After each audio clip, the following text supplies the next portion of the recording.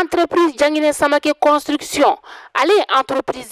entreprise mini analendo malien de uni tungarange ulafiyali kama sojoko la e ma min be no I ka dugukolo b'i bolo I b'a fɛ k'a jɔ ka sɔrɔ I ma tɔɔrɔ I ma degun ni ka asorala I jigi kɛ entreprise DSC construction ale a bɛ nimisi wasa ni ka o di ma dugukolo b'i bolo a plan bɔcogo o ti kɔnɔ entreprise Jangine Samake construction bɛ so plan ni ka olu bɔ BTP u b'o kɛ o bɛ topographie ni ka o fɛnɛ kɛ o ta bannen dɛ e maa min bɛ yen nɔ ko so jɔlen bannen b'i bolo luwansew de b'a kɔnɔna la I tɛ fɛ I ni luwansew ka se ɲɔgɔn ma so sarako la o tuma la entreprise Jangine Samake construction bɛ taa I ka so luwansew minɛ ni ka n'a d'i ma fo I sigiyɔrɔ la ka sɔrɔ I ma gɛlɛya ni ka o sɔrɔ a la aw maa minnu fɛnɛ bɛ yen nɔ aw bɛ fɛ k'aw ka so k'a jɔ ka kɛ villa simple ye k'a kɛ étage duplex ye ka plan ɲɛnamaba bɔ a la entreprise Jangine Samake construction u nalen don o bɛɛ lajɛlen kama o tuma la sa aw bɛ ka mun de kɔnɔ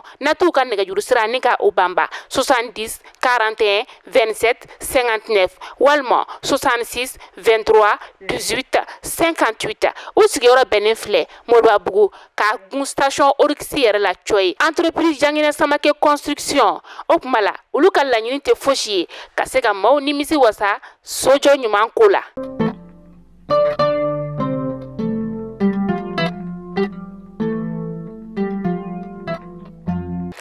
Biye alamisa ye mais kalo tile 30 san 2024 aw minnu b'an filɛ sanga n'a ka wagati an ka bɔlɔlɔ sira kelenkelen bɛɛ lajɛlen kan Mali kɔnɔ yan ka taa se Mali kɔkan ma an bɛ aw bɛɛ lajɛlen fo a ka wagati o cogoya la kunnafoni ale waati selen de o bisimila.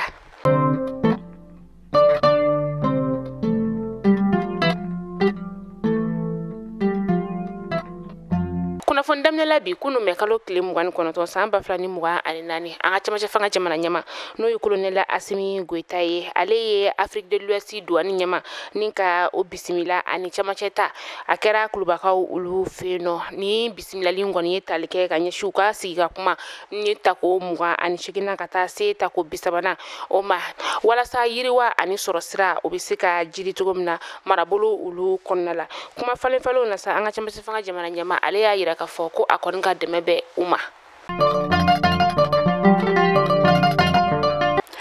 Mauritanie, Gambie, ka taa se Guinée Bissau ni Côte d'Ivoire tɛmɛnen kɔ ka bɔ yen nɔ Senegalikaw ka jamana ɲɛmaa kura ni o ye Basiru Jomaye Faye ye ale kundalen bɛ anw ka jamana kɔnɔna kan bi alamisa donya o la min ni a n'an ka jamana ɲɛmaa kɔni bɛna sigi ka kuma falenfalenw ni ka olu kɛ ni wagati na maaw bɛ ka u yɛrɛ ɲininka ko n'o y'a sɔrɔ ko nin jamana ɲɛmaa in yɛrɛ kɔni ni o ye Basiru Jomaye Faye ye n'a nakun tɛ de walasa Mali ni Burkina Niger ka se ka segin ka don CEDEAO la cogoya min na k'aw ladɔnniya k'a fɔ ko n'a bɔra ba Maliba ale kɔnɔna la a bɛ na I kunda Burkina Faso kɔnɔna kan.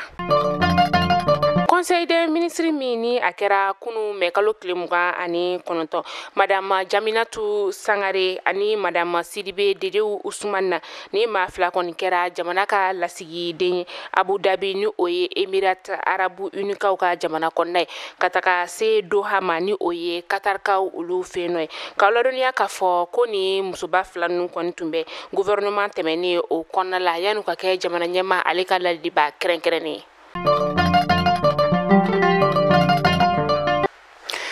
Pemi Mali cakɛlaw olu kɔni bɛna lɛrɛ 72 baarabila ni ka o kɛ min ni a bɛna daminɛ juin kalo tile 5 ka taa kuncɛ juin kalo tile 7 san 2024 ko n'u ka laɲiniw kɔni olu ma sabati u bɛna dɔ fara u ka baarabila in ale kuntagala o kan k'aw ladɔnniya k'a fɔ ko Pemi Mali kɔni ale bɛ sen kan kabi san 1994. An bɛ taa studio tamani ka kunnafoniyaw olu kɔnɔna la an ka kalansoba min bɛ kabalakaw olu fɛ yen nɔ n'an ko ma ko campus universitaire n'o ye sanfɛ kalanso o ye a kalandenw kɔni olu bɔra ka u ka nisɔngoya ni ka o yira tarata donya ka sababuya kɛ jiko dɛsɛ yɛrɛ kɔni o de bɛ u kan an bɛ wagati min na I n'a fɔ sisan nɔ u y'a yira k'a fɔ ko fɛn min ye nin kalanso in ye n'a fɔra ko jikogɛlɛya b'u la olu kɔni tɛ ka ji yɛrɛ kɔni ye u ɲɛna lakɔlidenw ka ɲininkaliw kɔnɔna la sa u y'a yira k'a fɔ k'a bɛ waati caman bɔ jiko kɔni tɛ ka ɲɛ sɔrɔ olu fɛ u bɛ ko bɛɛ kɛ u tɛ ka se ka ji kɔni ni ka o sɔrɔ a yirala k'a fɔ k'a la tɛmɛ k'u ka jiko kɔni ko ɲɛ bɛna sɔrɔ ale la.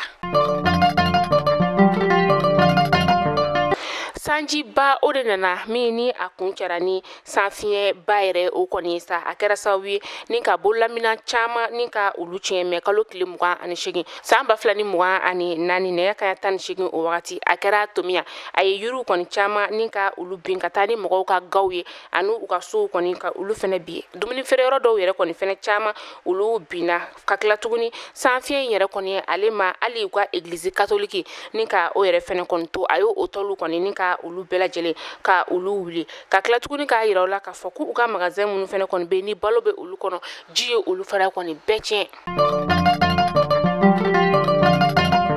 Sayɛlɛma kɔmɔ min ni ale bɛ kɛ uliya kɛrɛnkɛrɛnnenya sa a bɛ kɛ badunbe kɔ o de kɔnɔna la n'an ko ma ko kɔmɔ a kɔmɔ kɔni ale daminɛna tɛnɛndon mɛ kalo tile 27 san 2024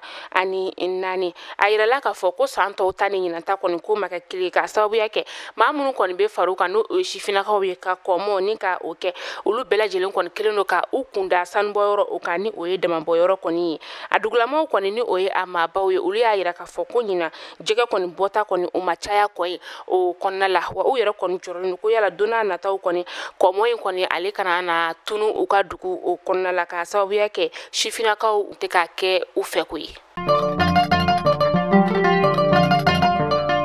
Mugujugu donnen jugu jukɔrɔ a kɔni pɛrɛnna ni so ni sotigi dɔ kɔni o ye a mugujugu kɔni pɛrɛnna sa a kɛra mɛ kalo tile 29 san 2024 a kɛra jinanjɔ ale bɛ wɔlɔ bɛ sɛgɛ o mara la sɛgɛ bɛ bankasi o lamini na serew olu y'a yira k'a fɔ ko so in yɛrɛ kɔni ale yɛlɛnna mugujugu kan yɔrɔ min na kɔni ale kɔni tora la o yɔrɔnin bɛɛ la nka sotigi yɛrɛ kɔni ale joginna o y'ale ta ni ka taga n'a ye unde sɛsikɔmu o la dunde a bɛ u ka sigida yɛrɛ kɔni o kɔnɔna la ni kɔni kɛra sababu ye sa ni ka jatigɛ kɔni ka o kɛ dugulamaw la olu maa minnu yɛrɛ kɔni bɛ ka u labɛn ka taa forow la. maa marafɛntigi dɔw kɔni fɛnɛ ye bingani wale ta ni ka bolimafɛn caman ka o sɛgɛrɛ ka gawo ale ni tahanka ni ɲɔgɔn cɛ a kɛra mɛ kalo tile 28 sero olu y'a yira k'a fɔ ko maa marafɛntigi ninnu kɔni ye marifa ni ka o ci bolimafɛn bolila ale la ani maa dɔ yɛrɛ kɔni na min ni o tɛ an ka jamana maa dɔ ye maa minnu kɔni bɛ yen nɔ sa olu joginna ni o ye o maa fila ninnu u y'olu ta ni ka taa n'olu ye gawo lapitaniso o la fɛn dɔ fana taara sɛsikɔmu tahaka o kɔnɔna la a yirala k'a fɔ ko maa minnu kɔni bɛ yen nɔ sa n'olu tora bolimafɛn o kɔnɔna la u y'olu bolola wari kɔni ni ka o bɛɛ minɛ la ka tila ka u bolola telefɔniw fana minɛ o la k'aw hakili jigin k'a fɔ ko an ka finitigilakaw kɔni ye bingani walikɛla dɔw kɔni ni ka bɔ olu kan nin yɔrɔ kofɔlen kelen o la.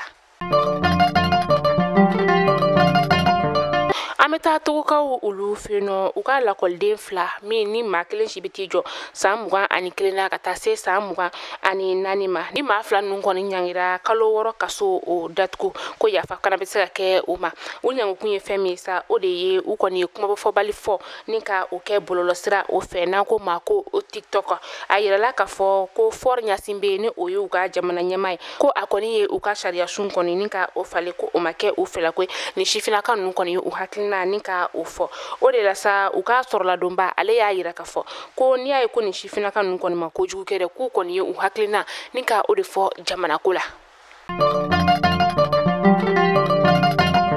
Mali kunnafoni jabaran na jabaw aw kulo garisɛgɛ kɛra nin kunnafoni damadama de bi ni k'a da kelen-kelen bɛɛ lajɛlen kulo n'ala man ka jɔn joona aw ni an bɛ ɲɔgɔn sɔrɔ don n'a nataw la kunnafoni kuraw olu kɛnɛ kan aw k'an bɛn diɲɛ waati wɛrɛ.